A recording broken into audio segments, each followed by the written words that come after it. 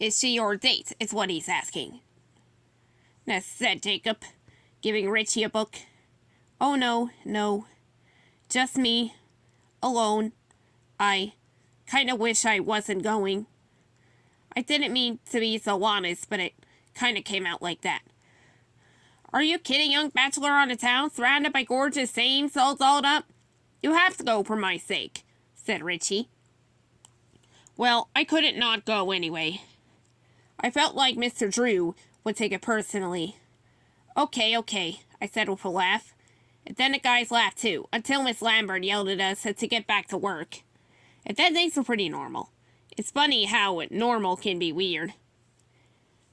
And sometimes things that shouldn't be normal. After everything I've been through. Being teased, doing work, going to a party. That felt really strange. I didn't see Dot all day. Not once. I don't know why.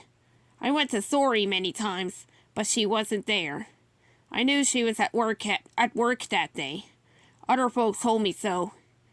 It was almost like she was avoiding me. Maybe she was. After all, I've been avoiding her all week. It was only fair.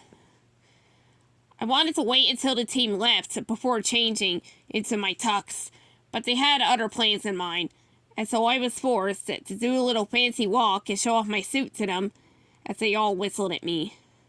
I'll admit that wearing that suit did make me feel pretty good. There was something about clothes that fit you properly and looked good on you that actually affected your mood.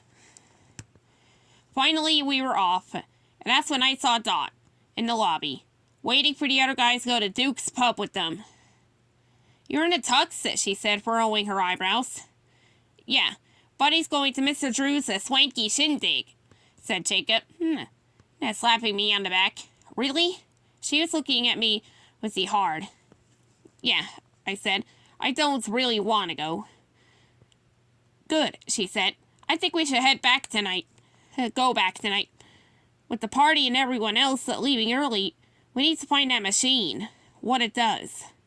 My face started to feel warm and my gut clenched. But it wasn't fear. For once, I realized I was feeling angry with her. Why? Why do we have to do that? I asked, sharply. She looked taken aback. Because we need to figure out what is happening in the studio. She replied slowly. No, we don't. We don't. I snapped back. Don't let the anger turn to hate, Buddy, I told myself, hearing my grandfather's words in my ears. Don't let it grow. And even if the mystery for some reason needs to be solved, we don't have to be the ones to do it. Buddy, said Dot. She looked uncomfortable and unsure. I didn't like seeing her unsure. What about the violinist? My throat closed as I tried to swallow. I leaned in and whispered, That's exactly why we need to stop. That's exactly why we can't, she fiercely whispered back. I shook my head. No, it wasn't worth risking my life over. I had a family to take care of. I needed to protect them. Why do you need to do this? What's it to you? I need to, she said, her voice shaking with emotion. But why? Of all things that she couldn't be direct about. No, because I can do this, she was still whispering, but I felt like shouting. Because it's something I can do. I can actually make a difference.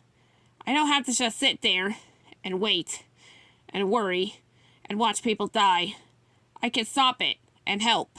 You have no idea what it's like to feel like there's nothing you can do. I couldn't help it. I laughed. It was crazy. All the things I knew. It was feeling helpless, out of control. Don't laugh at me, she said. I'm going to the party. I'm tired and I don't want to, but it's important for Mr. Drew. Dot laughed. After everything Norman said to us, you think he cares about you, Buddy? That was going too far. I do. I think he cares. I think he cares at least about me. He might not be perfect, but no one is. Not me, not him, not you. Dot bit the inside of her cheek. I took a step back as Jacob... The side led up to us. All right, let's get this party started, he said, clapping his hands together. I thought you weren't coming, I said, distracted by thoughts and that expression. Not the boring party you're going to, buddy, the fun party. My party. He smacked me on the back. Dot continued to stare at me. Well, have fun, she said. Then she turned sharply for the door and started to head out the building. Whoa, Dot, wait up, called Jacob. Sorry, bud, gotta run. Come join us at Duke's if you're not all swagged out. He dashed after her, followed quickly by Richie, who gave me a wink.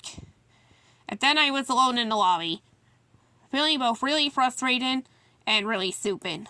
Of course, level stupid was nothing, compared to how I felt arriving at the hotel for the party. First of all, I didn't pay for a cab, and after tipping the driver and stepping out onto the street, I just felt so dumb for wasting my money like that. Just because I didn't want to wrinkle my tux. And anyway, looking sharp really didn't seem to matter, because next to all the perfectly dressed couples gliding into the gleaming lobby, I suddenly felt like clothes did not make the man. Well, maybe they did, if that man was a doorman, which is what I looked more like, or a waiter. Basically anything other than a guest. It wasn't just the quality of my tux, which I realized was not quite as nice as the gentleman's standing next to me, waiting for the elevators, was. It was the way he carried himself, the way he and his wife glanced at me, the way she pulled her she pulled her fur sole a little tighter around her torso. They could probably smell my neighborhood on me, even if they couldn't see it. They knew.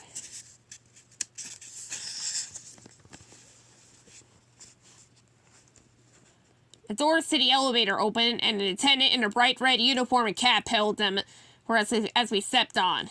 Joey Drew Studio's party? He asked him. I nodded. The one with the fur said, yes. In this way, I gave the word 2 more syllables. The doors closed. We stood for a moment in silence, rising up through the building. Well, this'll be interesting, said the man with a sigh. Oh, hush, said his wife. He rolled his eyes and looked at me, like he wanted me to roll my eyes in solidarity with him. You know Joey? He asked him. I didn't want to speak. I didn't want them to hear my accent, so I just nodded again. I made a kind of yes sound in the back of my throat. Don't know what he thinks he's trying to prove. Can he even afford this? Dear, hush, said the wife with a little more emphasis. And the husband looked at me and sighed. I was able to roll my eyes back this time, which he seemed to appreciate. The doors opened. Rooftop, announced the elevator operator with a smile. We made our way into a small, plush foyer. All pink carpet and pink shiny wallpaper. A chaise lounge leaned against the opposite wall, and a woman in a purple dress sat on it, checking her lipstick in her compact. I followed behind the man and his wife in a set of double doors for 2 men dressed almost exactly like me. Opened into a large, loud party on the roof in full swing. Literally, the dance floor was packed with couples swing dancing, and a live band played for them at the far end. I wondered for a moment if any of the musicians worked for Mr. Drew. I remembered the violinist. Then I tried instantly to forget her and just take in everything I was seeing. This is another time I wish I could draw the scene. It was impressive, but what does that mean when I say that? I could say that we were on the rooftop patio with the lights of New York. Yes, New York City sprawled out before us. It felt like being in the sky surrounded by stars. There were bright lights shining up on the dance floor, on the mirrored bar, on the crowd, dressed in every color of the rainbow. Huge planters overflowing, with yellow, hyacinths, probably, sorry if I butchered that, framed the edge on all 4 sides. I only knew Let's see, the kind of flower, because for a while we were getting a lot of them after Pa died. The only way to not want to throw them, but see, out the window, was learning a bit about them. There was laughter, conversation, and the clinking of champagne glasses. I stood there, paralyzed in awe, overwhelmed, and in that moment I realized how different the lives of others really were. Not that I hadn't always known that, but this was like a kick to the gut. A kick to the gut after you've already been punched.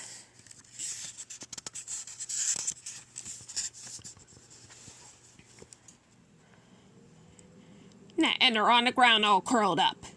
I shook my head and blinked hard, and then decided getting a drink might just help, so I turned. I found myself staring eye to eye with Bendy. I stared at the large smile, the teeth, the solid black eyes.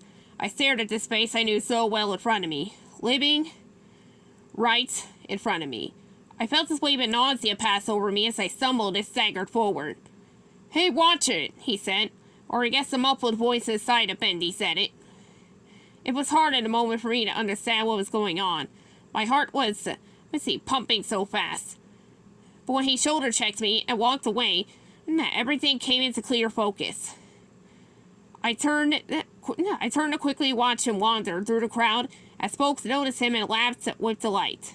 A man in a giant Bendy costume. That's when I saw a large Boris on the dance floor doing a kind of awkward Charleston, and Alice standing over by the band and pretending to conduct. Each mascot was around 6 feet tall, maybe taller. They looked off, not in the right proportions. The way they looked didn't match their images in my head. It didn't match the cartoons. They weren't meant to be oversized like this. Weren't meant to be life-size. "They don't work at all, do they?" said a familiar voice. I looked to my right, and, sure enough, Mr. Drew had come up beside me. "No," I replied, hoping he wouldn't mind. Even though he'd just said what he had.